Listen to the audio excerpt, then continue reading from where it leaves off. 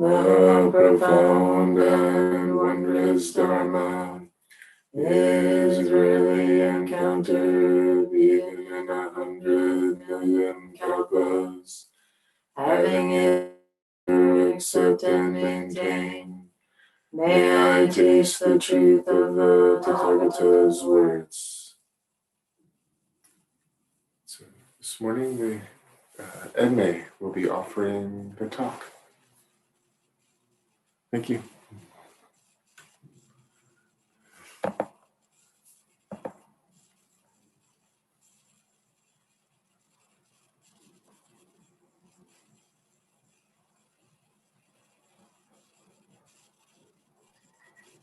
Edmee, you're muted. All right, so I start again. So I want to talk about Samadhi, Samadhi in the 21st century. I like the sound of the word, and it's a very, very old word that apparently was used about 2,800 years ago. It precedes Buddhism, and it was first found in the earliest, it's called the Maitri Upanishad, which is the religious text for Hinduism. So, of course, you know that Samadhi has to do with meditation. And I have wondered for a long time why in our practice we use the word sitting instead of meditating. And so finally, recently I asked Visho, and she told me, because we don't meditate on anything. And our practice is based on impermanence. So we are not just meditating either, we are also practicing grounded in the path, which we talked about in the Ango practice, the Eightfold Path and the 6 paramita. So Samadhi is one of the 3 limbs of the Eightfold Path, and it's translated as right effort, right concentration, and right mindfulness. And you probably know by now, but I think it's always good to remind ourselves that the second limb of the Eightfold Path is prajna, which is wisdom. Right view, right intention. Intention is very important. And sila is right ethics, right livelihood, right speech, right action. And then we talked also often about the 6 perfection of the paramita. Perfection of generosity, patience, joyful effort, ethical conduct, meditation, and wisdom. So, what is meditation in our Western culture? I find that Norman Fisher, in his book, The World Could Be Otherwise, he points out that qualities such as generosity, patience, ethical conduct, they are familiar with our Western culture, of course. And in English, meditation, when it's used in the regular sense, has to do with reflecting, thinking, exerting your thoughts, pondering about something.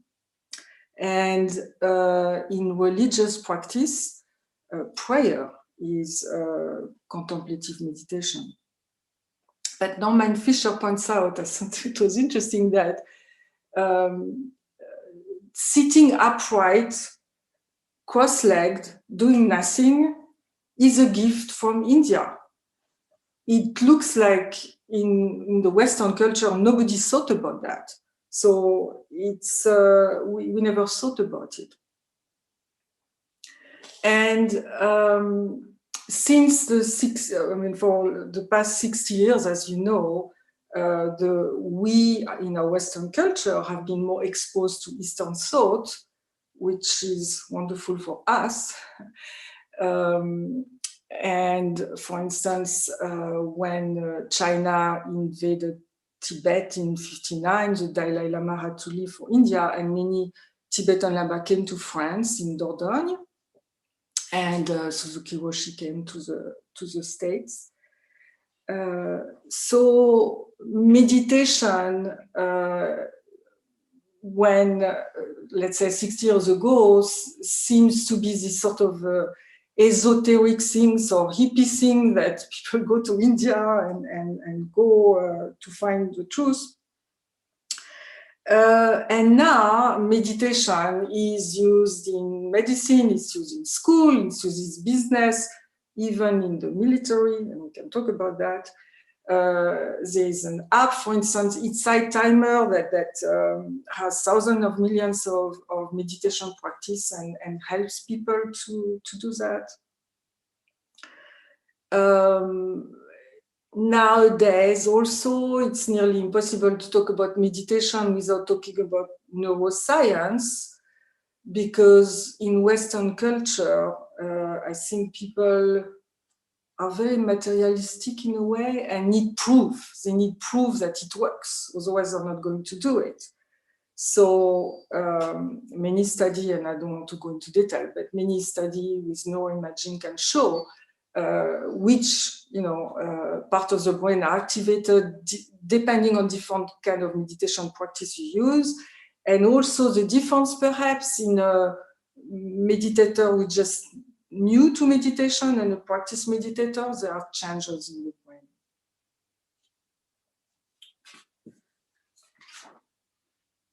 And now we know that meditation helps in mental health. It can improve anxiety, insomnia, it can delay cognitive decline, it can improve physical health in terms of well-being and dealing with chronic illness, for instance. So who would not want to do it if it's so useful, right? But that's not what we are doing in our practice. We're invited to look at the cause of suffering, not just the relief. So there's nothing wrong in using meditation to improve health or physical health or mental health, but it can really restrict, I would say, the impact of meditation in terms of just a relief of suffering rather than changing the view of suffering and how we can live our life.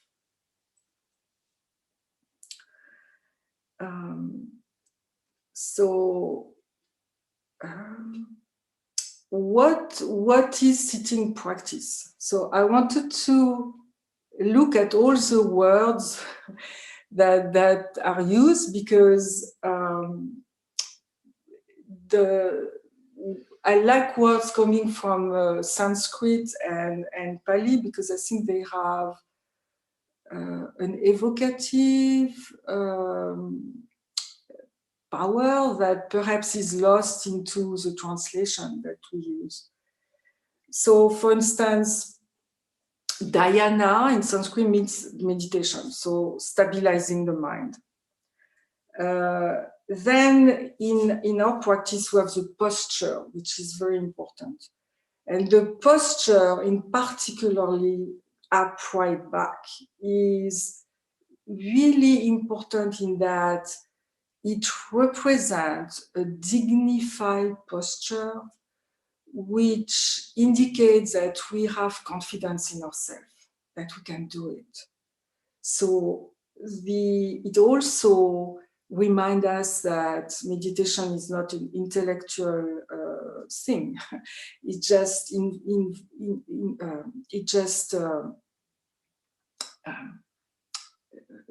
is manifested in the body, heart, and mind.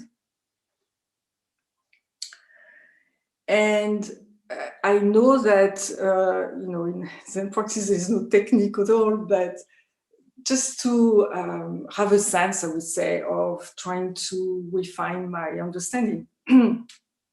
There are two components of the meditation itself. So there's shamatha, which is calm, abiding, concentration.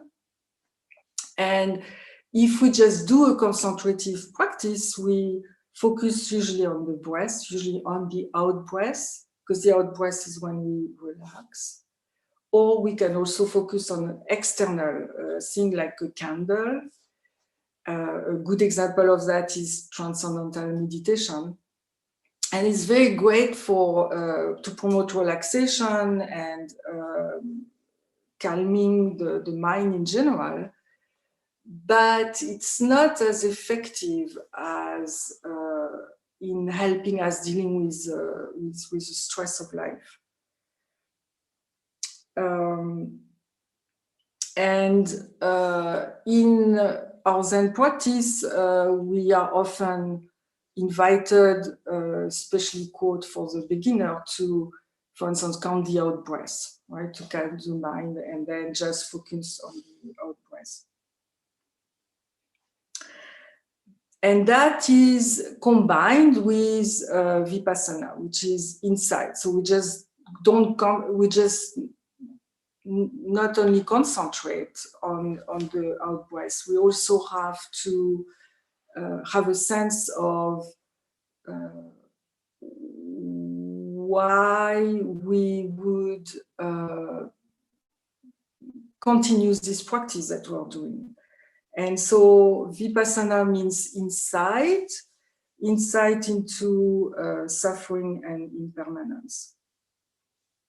So then mindfulness, in Pali it's called sati, and when it was translated to Chinese, it used two characters, which means na and heart, mind.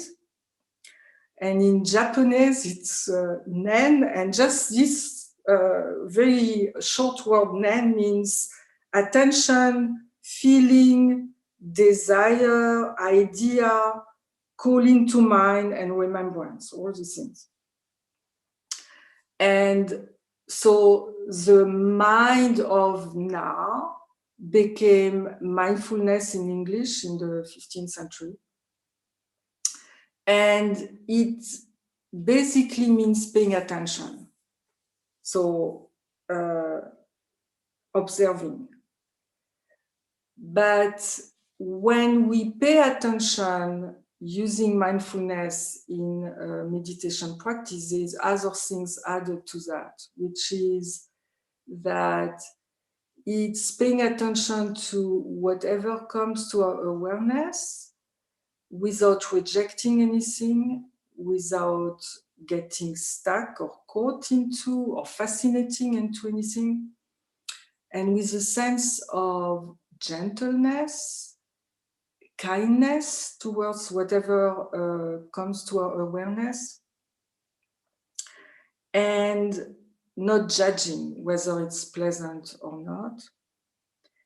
And the difference between the concentration part and the mindfulness part is that the concentration is focused on it's holding the attention on one thing, but the mindfulness is choosing the focus of the attention and then bringing the mind back to the focus of the attention, which is usually the breath in our practice.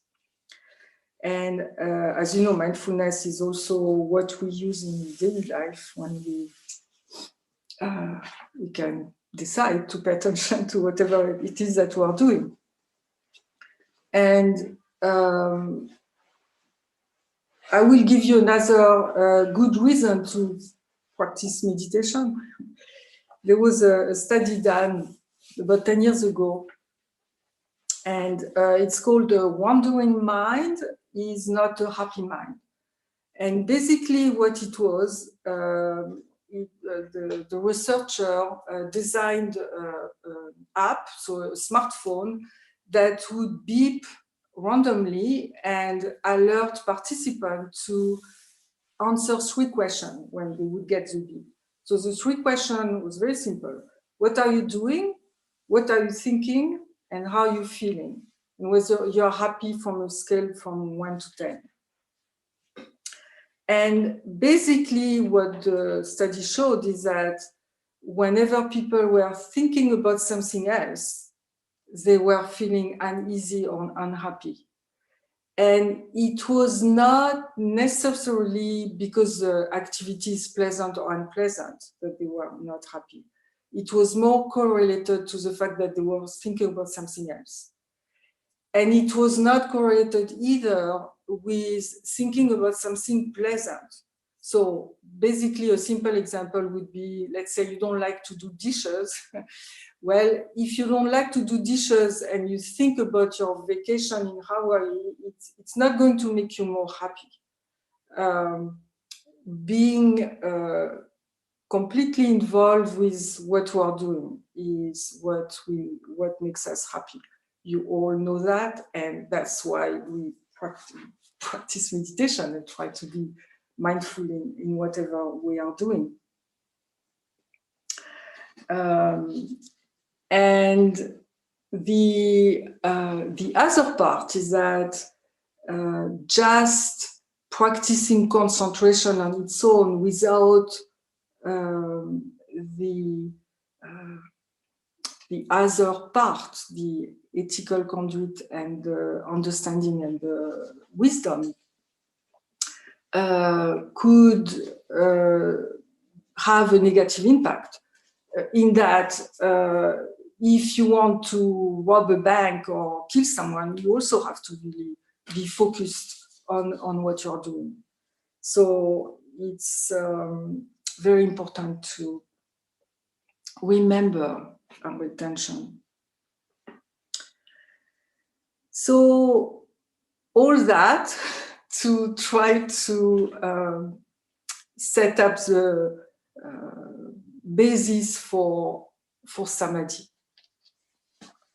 Because Samadhi is the state of mind that results from all what I was talking about with the meditation practice.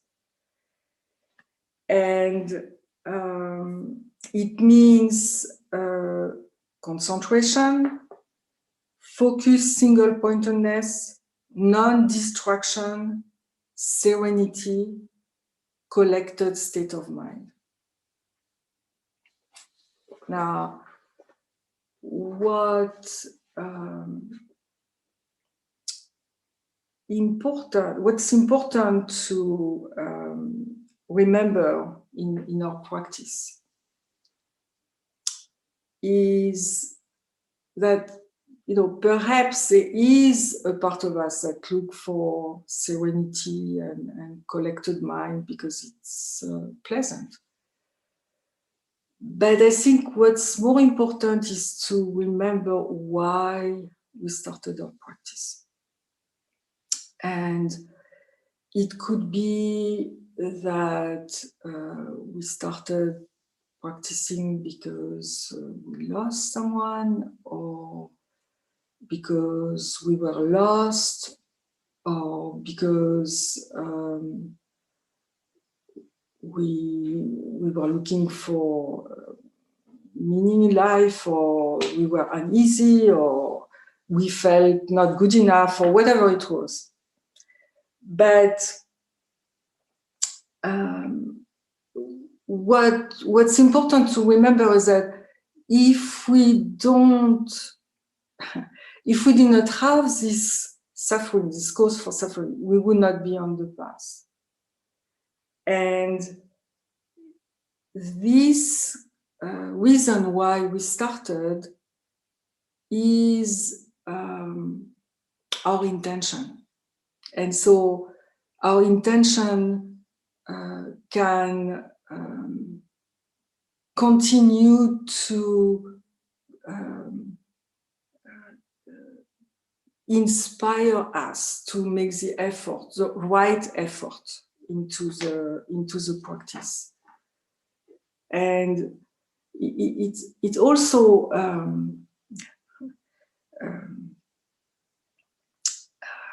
reminded me that everything is connected, so that the right effort in practice cannot be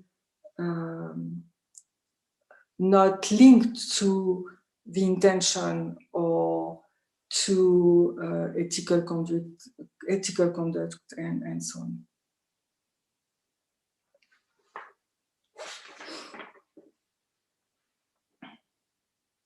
So our Zen practice is called Shikantaza, doing nothing. Doing nothing, expecting nothing. Well, I don't think it's necessarily the case. When we so-called do nothing, in fact, we do a lot, because when we sit, we have to correct our posture, we have to continually bring the mind back, we have to pay attention to our experience within and our environment, so we're doing a lot. Expecting nothing, I don't think that if there was no change at all, we would continue the practice. I think it would be very difficult to justify the effort. But I think expecting nothing means that we're invited to not expect something in particular. So that if we're not expecting anything in particular, then it's all open to, it's all open. And to me, it has to do with this experience of, for instance, sitting and bringing my attention back to the out breath. And so it's bringing the attention back to the center. But it's not with a sense of me, or of going back to me. It's a sense of going back to the center, but the center is open. It's hard to explain, but it's something like that.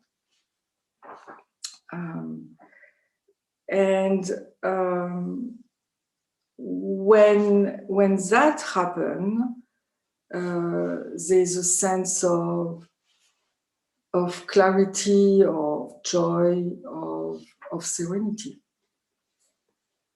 So to me, Samadhi is what happens when there is the right effort, the right concentration, the right intention. And it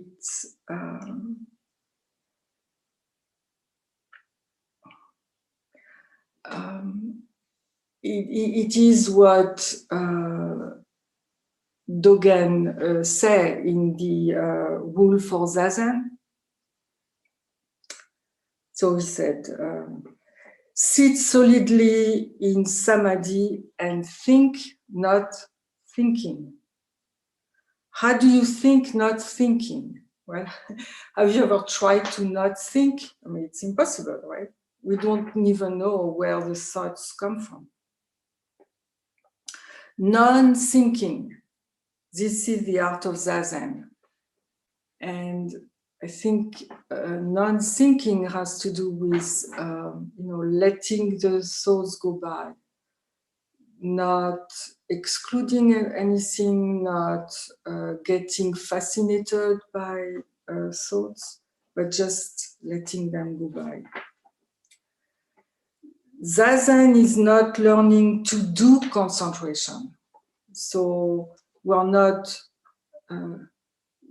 doing concentration, it happens to us. It is the Dharma gate of great ease and joy. So when that happens to us, this sort of joy that happens, we want to share with other people. And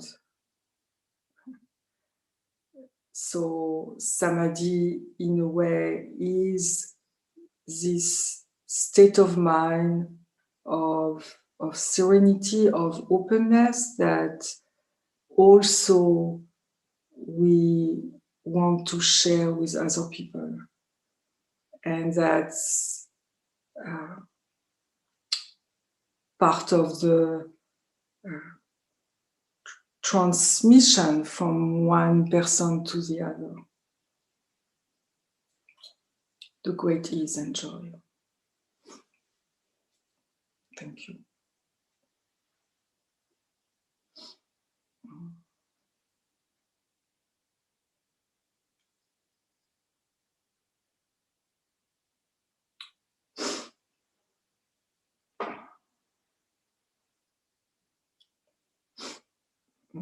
Maybe you have any comments or thoughts or feedback or whatever.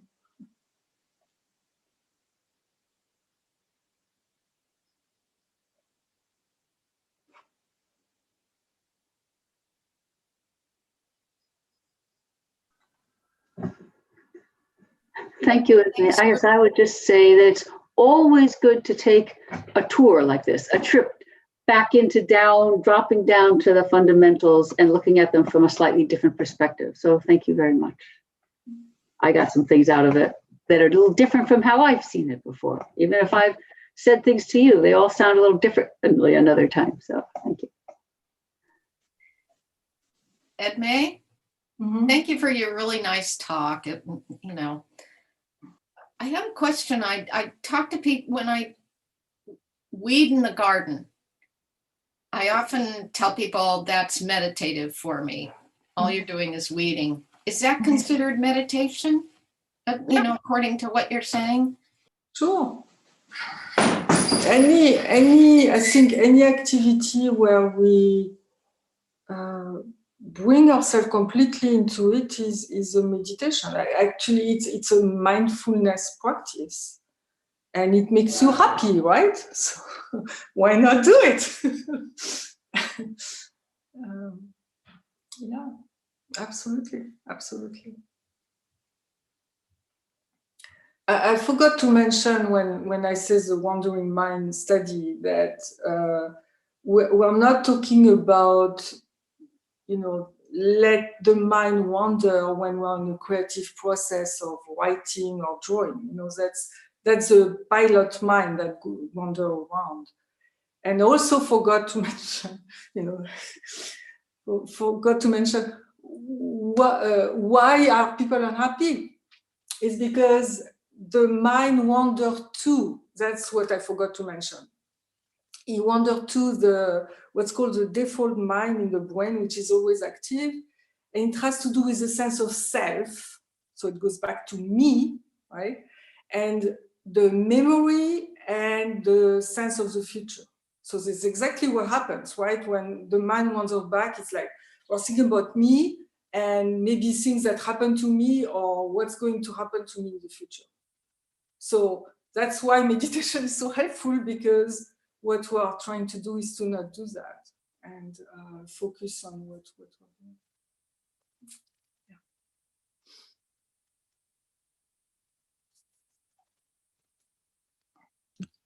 Thank you, Edmee. I appreciate that study you cited and then the different ways you talk about coming back to center and being in the moment, creating well-being as opposed to escape, or that we often escape to. So staying with whatever it is, whether it's pleasant or unpleasant, but being right there with it, how that creates more, I don't know what, well, ultimately more joy than running away. Mhm. Yeah.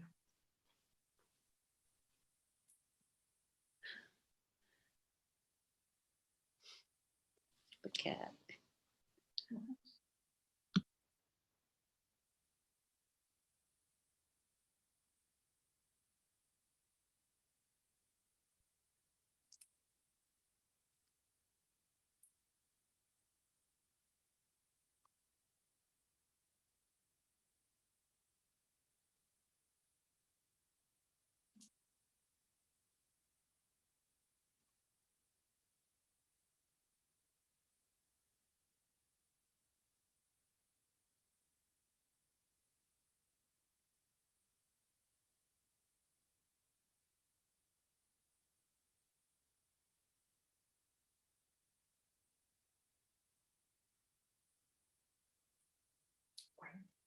We'll be done early today. All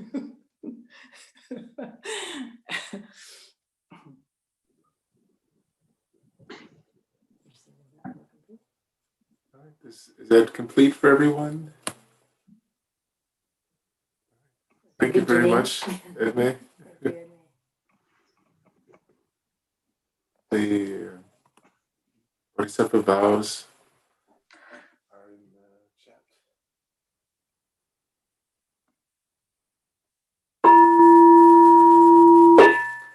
Four great Bodhisattva vows. Names are numberless. I vow to free them. Delusions are inexhaustible. I vow to end them. Dharma gates are infinite. I vow to enter them. The Buddha way is boundless. I vow to realize it.